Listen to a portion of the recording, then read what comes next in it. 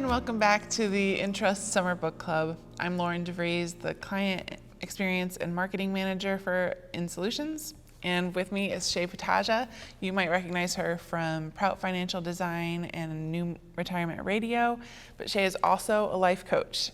So we are really excited to have her with us today. Thanks for coming. Oh, it'll be fun. I'm ready.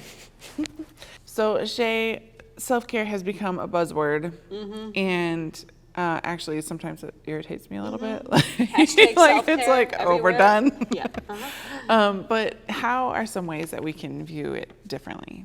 Okay, so I do not think of self-care as solo care, and I think that most people think of it that way. So if I'm going to do self-care, I've got to go hole up somewhere and stay there by myself for hours on end until I feel like I'm self-cared enough. Okay, I do not think that's what the intent of self-care is. Self-care does not mean solo care. It just means that you're intentionally making the choice to check in with yourself to see where you're at on all levels, like, you know, physically, emotionally, spiritually. And this book, if you haven't read it yet, heavy on the spiritual side. It's a Christian book, but what I like to do, and with any client, regardless of where they're coming from at in their own spiritual journey, is that spirituality is really just trying to get you grounded. And that's the intent of self-care, just to help you get grounded. And we like to blame other people and say, oh, you know, well, I got to take care of the family, my kids, my job. What I have found is that most people are afraid of self-care because it means that things might come up for them within their own life that they're not sure how to handle. So this is a nice guide.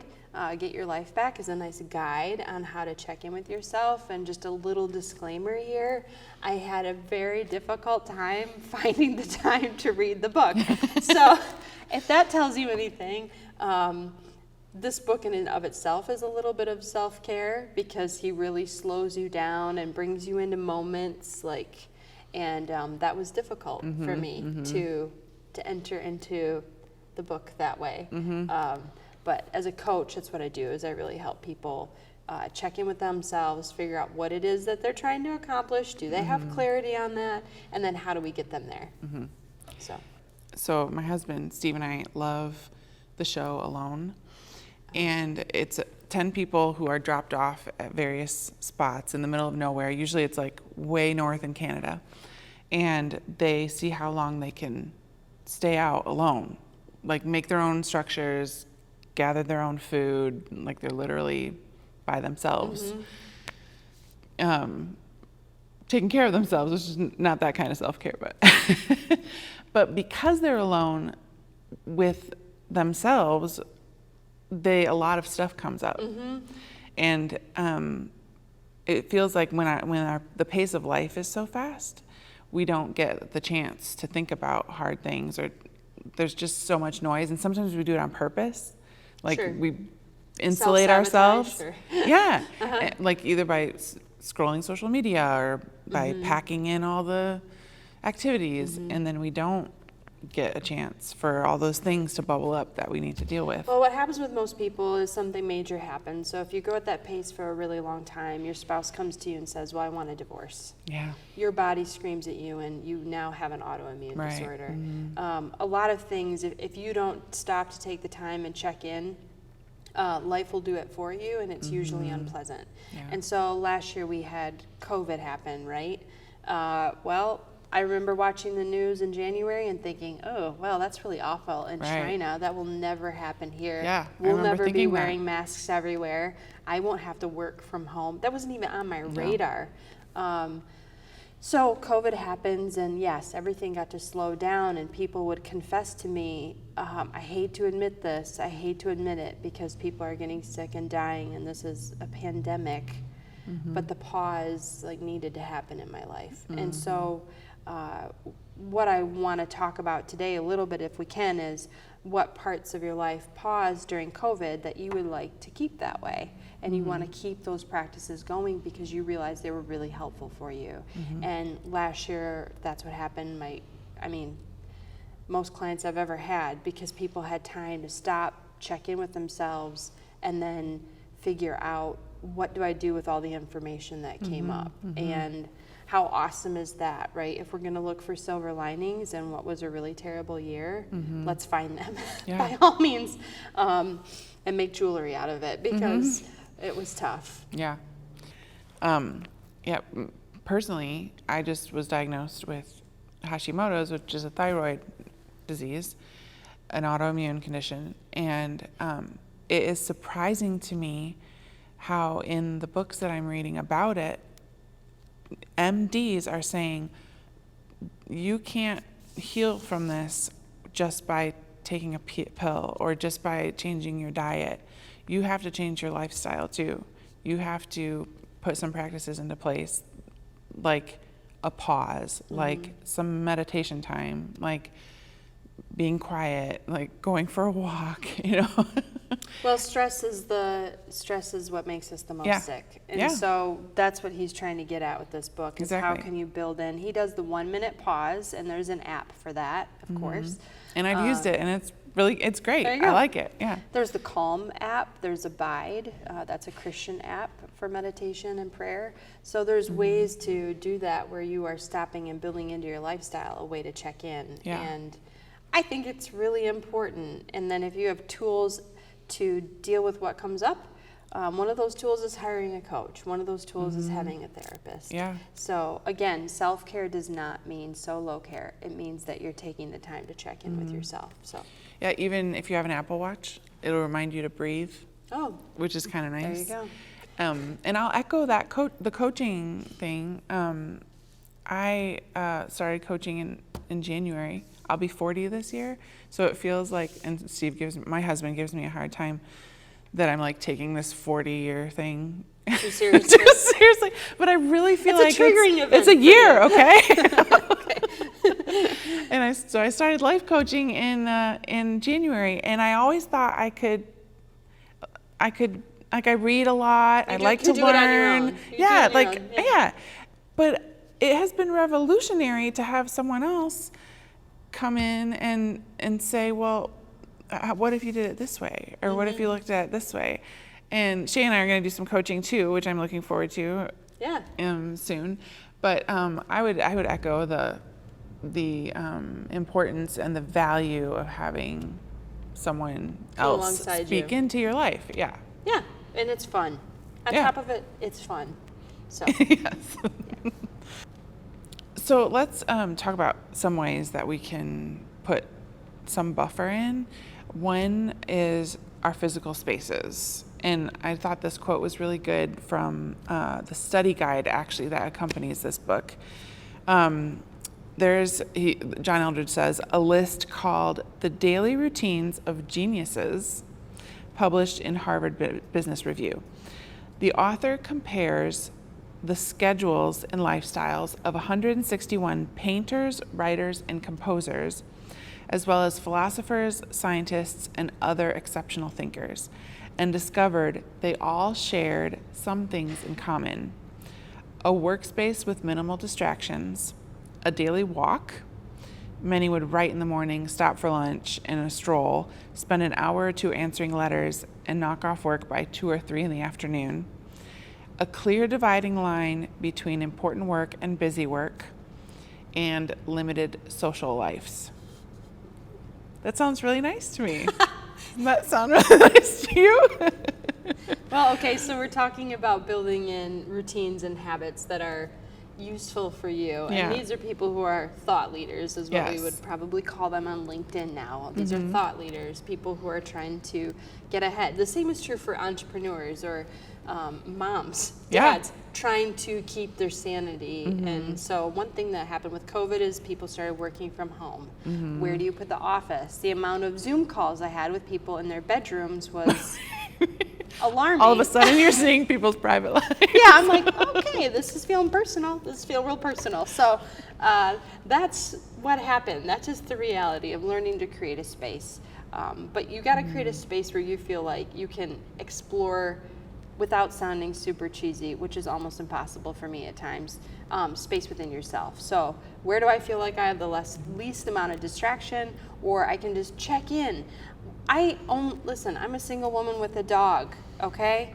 My favorite time to check in is when I pull in the driveway and I sit in my car. It's quiet. I know that when I go in, there's a million things in the house I look around that need to be done. The dog needs to be taken care of. I can only imagine you have 5 children. My problems are like this big. So, point being, you just make it work for you. I remember as a kid, my mom would hide in the bathroom, and I remember bothering her to come out. I mean, these are things that we all are trying to do to find spaces for ourselves. And again, even if it's like going to meet a friend for a walk, I still would consider that a place where you feel seen and heard, and that we all need that. I think the last thing we need coming out of COVID is more isolation. My personal opinion. I think that we need a time of connection, a time of evaluating what friendships showed up last year to be the most important. Go connect with those people and don't spread yourself thin with a million networking groups and places that, in hindsight, you didn't need to be in the first place. So that's my opinion. But I like this, and I would say that I try to do most of those things on a daily basis, but start maybe with one. Yeah, I agree. Yeah. And that workspace with minimal distractions, I realized, so I'm still working from home, and I'm working upstairs in a spare bedroom, and I hadn't made much effort to make it pretty, or like I'd bring dishes up and it would stay there, or papers on the couch next to me. And after reading this yesterday, or reminding myself as I was going over my notes, I thought to myself, well, I haven't done that in my own space. I should really do that. So it felt good. Yeah, it felt good to make it nice. Yeah. Yeah. So one of the chapters is called kindness, and kindness to ourselves, which if you're familiar with the Enneagram, I'm an Enneagram 1, and I am not kind to myself. I always have a running track. Standard that you're not making? Yes. Okay. And a track running in my head about all the things that I'm doing wrong or that are wrong around me. And so I actually kind of teared up when I read parts of that kindness chapter, because it's sometimes hardest to be kind to ourselves, but then if we aren't, then how can we be kind to other people? So I have a question for you. Mm-hmm. What kind of things do you like to do for other people? Make them good food. Okay. What else do I like to do? When you're not taking care of your 5 children. Right. Well, I really like catching up with people. Okay. And hanging out, having coffee. And it's funny because, I like doing that by myself too. Mm-hmm. Yeah, so what I do with clients is I say, as far as kindness goes, what will you do for other people? You will think of them. You'll send them a message on Facebook that's encouraging. You text them. You send a letter. You bring them coffee. You buy them lunch. You volunteer to watch their kids. You pets. All the things that we do for other people, all you have to do is turn that around and do that for yourself. So, what would it look like if I went and had a coffee date with myself? What would it look like if, instead of being so harsh in my critiques of myself, I would never talk to other people the way I talk to myself, ever. Yeah, no. So it's the way we talk to ourselves. It's the way that we say, hey, you need to drink water. Have you drank any water today? Or what about the way you're feeding yourself? Another kindness, and we're with a CPA firm here, is taking care of your finances, which can be tedious work, but in the long run, it's a kindness to yourself. So taking care of money, taking care of boundaries with your work and with your family, anything you would tell someone else, you just have to turn and do it for yourself. And that's another form of self-care, is just simply having kindness. And it sounds really simple, but it's actually difficult to do because it does require a little bit of strategy. Yeah. On page 58 in here, and I have it in my notes, so I'm going to read it here, but he says, creeping in as we like scroll social media, as we look at other people's lives, is the message that if your life is going to measure up and be wonderful, it has to be fantastic. and that's such a mean idea.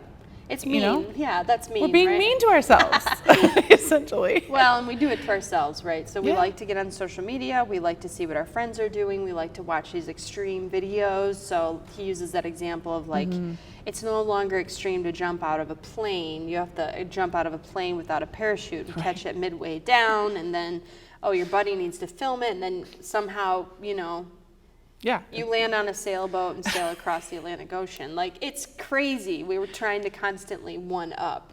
So a kindness for some people is just getting off social media. That's not, they cannot make that division of their brain, reality versus what's being posted. Everyone posts the Yeah. good things. But yeah, it's absolutely insane. And what you have to do is just figure out what are your values in your life. What do you value? Sit down and come up with 5 values. What would fulfill you in the short term? We make things way too long term, I think. What would fulfill you in the short term? And then what fills you up when you bless other people? And what wears you out? Like, quit doing the things that wear you out because it's not really serving anyone. So I think I always say, like, align with your design. So if you align with your design, what does that look like? And that in and of itself is a kindness to you. One of my all-time favorite quotes is, "The glory of God is man fully alive." So how can you find that for yourself? Because once you come alive, that just naturally spreads out to everyone. And you want to be the kind of energy that people want to be around. That's a kindness. So, but it is hard to stop, and this whole point of this book is to stop, take the time, check in with yourself, whether that's the 1-minute app, hiring a coach, someone to work with to help you figure this stuff out. You can do it alone. It just takes a lot longer. Yeah. And that's, Yeah, I can attest to that. yeah, it's a lot longer. And Right. possibly your spouse doesn't want to hear about Right. it. Your coworkers don't want to hear about it anymore. Your friends are tired of you talking about it, whatever it is that you're trying to accomplish. So it's bringing someone else into your story and then giving them permission to have access to speak into your life and help you navigate. Well, to wrap up our time together, I wanted to share one last quote from John Eldredge. On page 59 of the book, he says, "Life is built on the dailies. Consider love, friendship, and marriage." And he goes on to say, we build relationships by doing the little things, like doing dishes together, going on a walk and holding hands, or, friends going to the mall together, or getting coffee, or just really mundane little things, not high mountaintop experiences.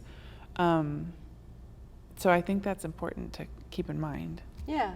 And then how you manage the little things is how you end up managing the big things. So it's practicing the dailies, and honestly, I think that's where a lot of joy can be found, is if you can just be happy day to day. But it takes some strategy and thought. So I'll end with that. It doesn't just happen. Right. Well, thank you for joining us. Thanks for taking the time out and exploring these ideas with us. We hope that you will pull out what can be helpful for you from this book, and we'll see you next time.